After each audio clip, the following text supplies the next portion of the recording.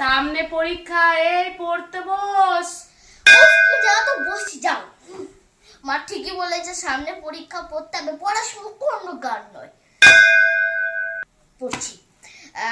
পল্লী সমাজ সংগ্রামের সজনী সজনী তোমার দেখিয়া মাতাল হইয়া রাত্র ঘুম কেন।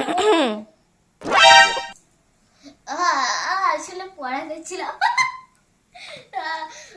দু হাতে ঠেলা গাড়ি নতুন, ওই নতুন গাড়ি চাপলে তুলবে গো সারি।